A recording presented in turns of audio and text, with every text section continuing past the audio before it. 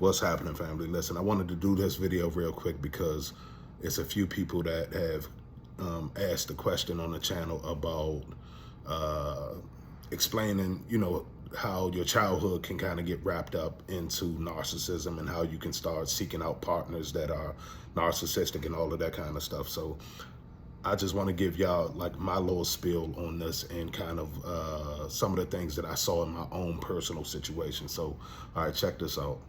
When you go through a lot of things as a child, one of the things that you seek is peace.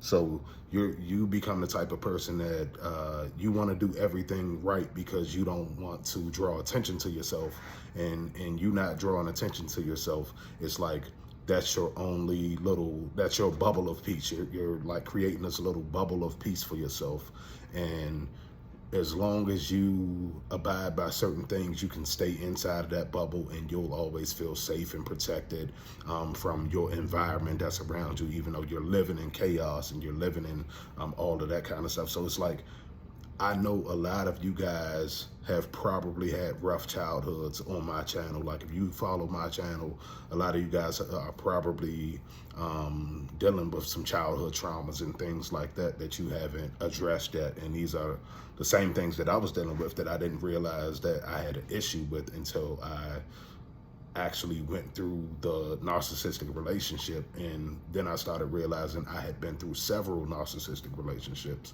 And once I started realizing that, I'm like, okay, so am I attracted to these people? Am I drawn to these people and all of that kind of stuff? Then I had to realize, okay, the things that you went through as a child, you become a peace seeker. You start to look for peace. You start to fawn away from certain things because you just want to keep the peace. That in turn turns some of us into people pleasers. Some of us will, go out of our way to make other people happy instead of looking for the things that make us happy in our situation, or the things that are going to benefit us most in the situation. And we will always kind of fawn to the environment that's around us. So that's one of the things that I noticed in my own personal situation, is that because I had been through so many things and I was just tired of fighting, you know what I'm saying? I had this thing in me where I was just like, man, I just want peace. I'm sick and tired of everything being a battle, everything seeming like it was an uphill battle, everything seeming like, either it was a physical fight or it was some type of emotional or mental fight that I had to struggle through and get through. And it was like, I never felt just a place of just pure peace. You know what I'm saying? So when you live a childhood like that, and then you go on into your adulthood and you never healed from any of that kind of stuff, then you start to, because you are now a people pleaser, and because now you are just fawning away from the things that you want and the things that you need to make yourself happy, and you're always looking to make everyone else in your environment happy. Now you're starting to attract users. You're starting to attract people that are only there to take from you, because now you become a giver. So that's how givers are born. That's how, we become extremely giving people. And then on the flip side, you have, like, just like I always say, you have two sides to everything. You have good and you have bad. You have dark and you have light. You have God, you have the devil. Like, because you have all of these different sides at play, you're always going to run into people that are opposite of you. So you become a giver and certain people around you become takers. And when they become takers, they all, basically what they end up doing is getting around you, sucking up your energy, sucking up your time, using you for sex, using you for money, using you for whatever it is that they can get from you. And I mean, some of us have stronger boundaries in certain areas. Like, one of the things that I was always, pretty strategic on was my finances when it came down to it. So I wouldn't, I wasn't just quick to just give my money away to just anybody. You know what I'm saying? They would have to be, you know, someone special that I'm actually dealing with, and it would have to be, you know, for a decent reason. But in my younger years, I was, you know what I'm saying? But those are boundaries that I created over the years, because in my younger years, I would buy cars, I would buy, you know what I'm saying? I would help people, you know, in certain ways that I definitely shouldn't have, like bailing people out of jail that, you know what I'm saying, that they definitely did the crime and all of that kind of stuff, because I didn't want to see my people in that position, and I had it at that time. So I would just go out of my way and do certain things for certain people, and it was like none of that helped me in the long run at all. All of that maybe put a band-aid on a situation for them, but they still had to go through it anyway. So really, it just slowed down the inevitable. It slowed down what was coming to them anyway. You know what I'm saying? So now I'm out, and, you know, I'm putting myself into situations where I'm struggling and things like that, because I've helped everybody around me, and, you know, tried to go out of my way to people please. You know what I'm saying? So that's one of the things that I kind of just wanted to drop on this video to you guys, is that if you haven't dealt with your childhood trauma, you're going to take one of these paths. You're going to become narcissistic, you're going to become codependent, and become a people pleaser, or you know, one of these other type of personality disorders that's out there. And I just want you guys to know that just because, you know, you dealt with this type of person doesn't mean that you can't start to learn how to set boundaries for yourself. And that's one of the things that I had to learn in my situation, is once the damage was done and the discard was made, my boundaries went up super high. And these are boundaries that I started realizing that I always had in place. I always had them, but I would always put them in place after the damage was done.